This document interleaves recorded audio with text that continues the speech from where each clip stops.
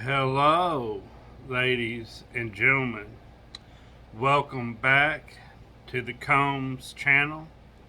I want to talk to you tonight about that old witch in Jackson County, Kentucky.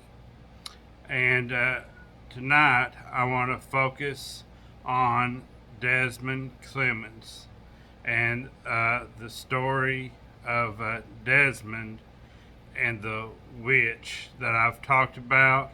But tonight I've had new information come in, and I want to look at that story in depth and focus on that one story from the time Desmond got up that morning to the time he went to bed. Everything that happened that day. So that's what we're going to talk about. I've got some pictures and I'm going to just show them right off so that I can get them out of the way and I don't have to worry about showing them. So this is the first picture I want to show. This is Desmond's mother, McKinney. And that's a new picture I just received from a viewer. Thank you so much for that. And as always, this is Desmond's father, Millard Clemmons. And this is Raymond Clemmons, and this is Desmond and his mother Annis and my grandmother Flora. And these two boys here are Raymond and Jimmy Isaacs, but I don't know who they are other than just knowing their names. So, and every day Desmond would walk 2 miles through the woods to Grassy Springs Church, and then he would walk down the road past the witch's house to get to Sinking Valley School. And this is a picture of Sinking Valley School.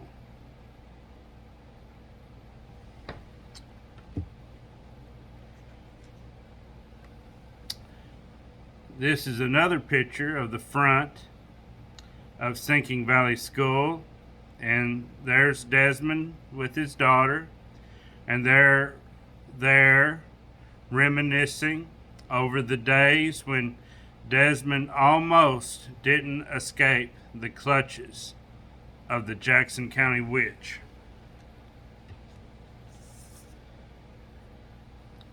And right here is a picture of the side of Sinking Valley School with Desmond and his daughter.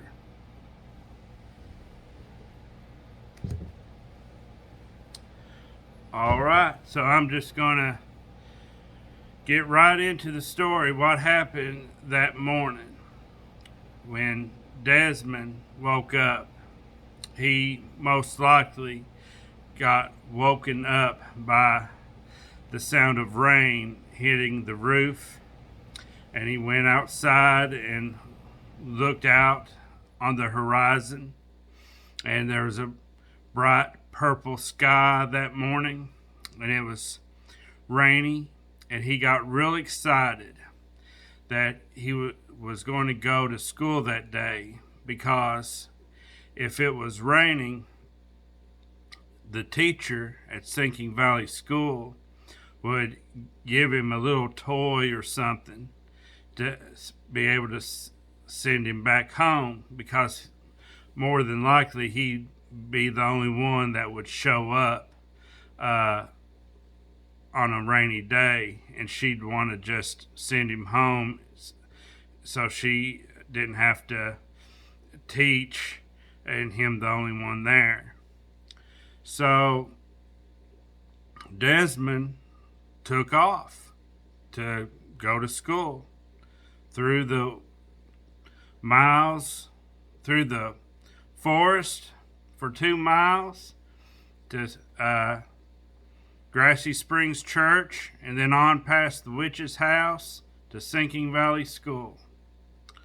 So later that morning, they started to notice that Desmond wasn't at home, and they decided to send Flora, my grandmother, to bring him back home, that he had chores to do. You know, on a rainy day, they would most likely clean house or churn butter or whatever. So Desmond, he made it to school all right, and the teacher said, Desmond, if you'll go back home, I'll give you your slingshot back. Because she had it in her desk drawer from where he'd brought to school, and the teacher had taken it away from him and put it in her desk drawer. So she made the deal with him that if she gave that slingshot back, he'd go on home. Well, he got his slingshot, and he was quite happy about it. And then he went outside, and somewhere around the schoolhouse, or between the schoolhouse and that witch's house, there was a chestnut tree. And he went over there to that chestnut tree, and he stuffed his pockets full of them chestnuts because he wanted to take them home and eat them. And he was wearing bibbed overalls, and they have pockets up here on the chest, on the front, and on the front of the pants and on the back. And he filled all those pockets up with them chestnuts. And he, after he'd done that, he found some more chestnuts on the ground, and he shot a couple at the tree or at the schoolhouse or whatever he could shoot at with his slingshot to practice. And about that time, Flora caught up with him, and she said, Desmond, we got to get back to the house. Millard and Annis are wanting us to come back to do chores. And he said, all right, and they went on down the road. And Desmond, he'd gotten caught in the rain, and he was soaking, and he was chilled. And Flora just must have barely missed it. She wasn't drenched, and she felt fine. And when they got to that witch's house, that witch came out, and she said, Desmond, come in here, warm up by my fire, and I'll give you something warm to eat. And Flora said, Desmond, you're not going to go in there, are you? And he said, yeah, I'd like to warm up, and I'd like to get something warm to eat, and I'd like to see what's in that witch's house. And she said, Desmond, don't go in there. She's a witch, and she's witched this whole day up. She's witched this rain, and she has witched you to where, why is it, Desmond, that you're soaking wet and chilled, and I'm not wet, and I'm not chilled, and we both walked to Sinking Valley School?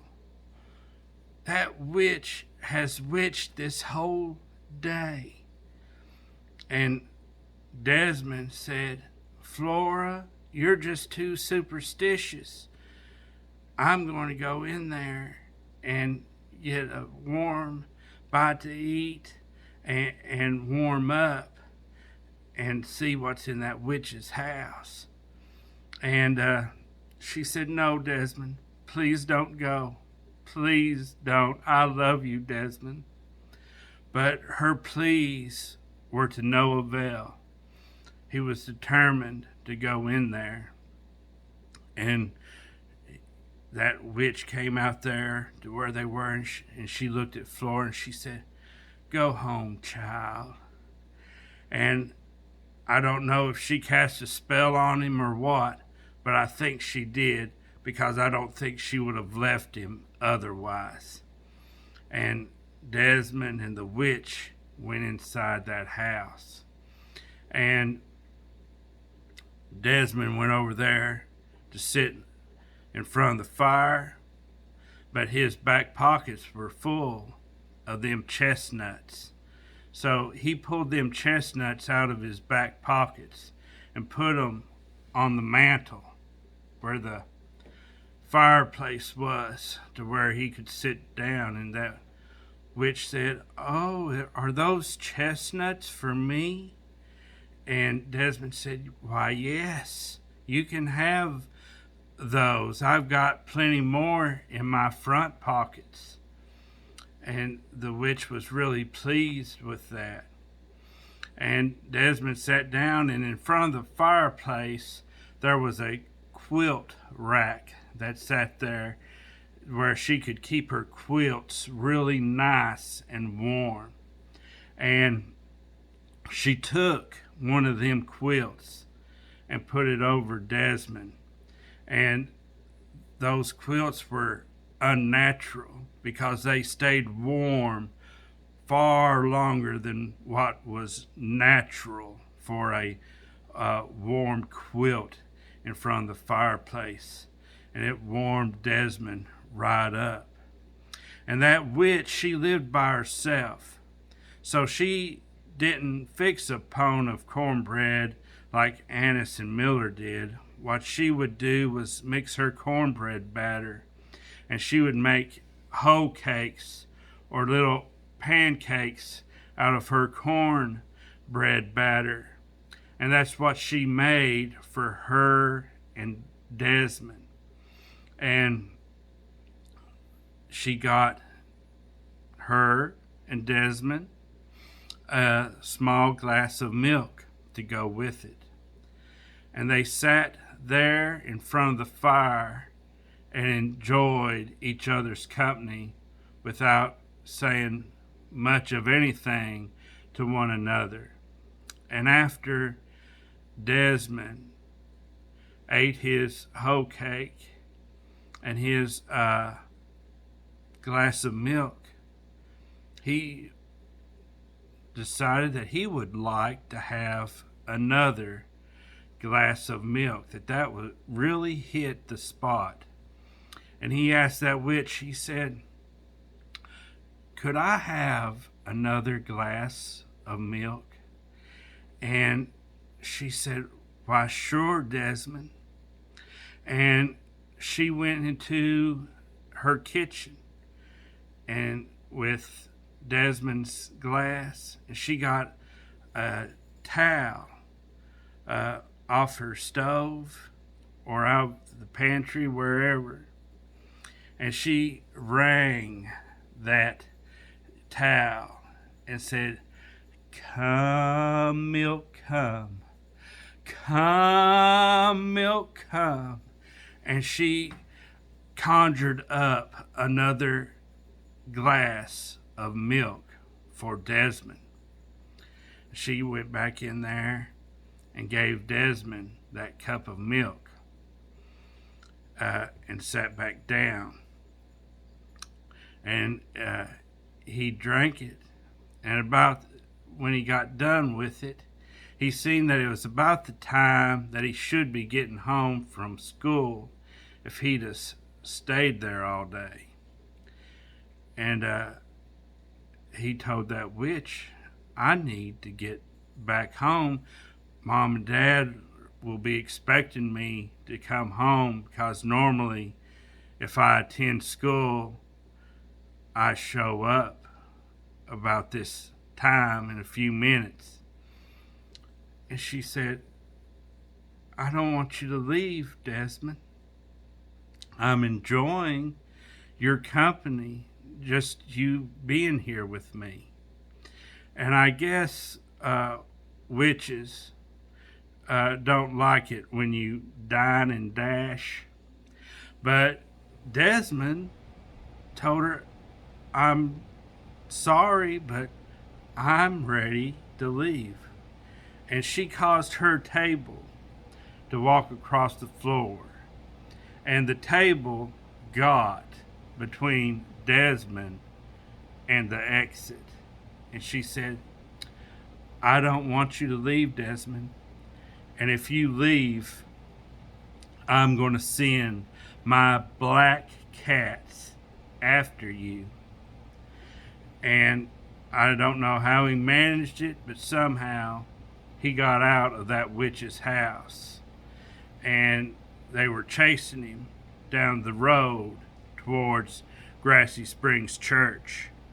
And Desmond had formulated a plan in his mind that when he got to Grassy Springs Church, he would try to get on the roof of Grassy Springs Church, because sometimes after Sunday service, those young boys would throw rocks up on the roof of that church just to have something to do. And he knew that there was a lot of rocks up there, and that he could use those rocks with his slingshot to get them cats to leave him alone. And he formulated that plan in his mind.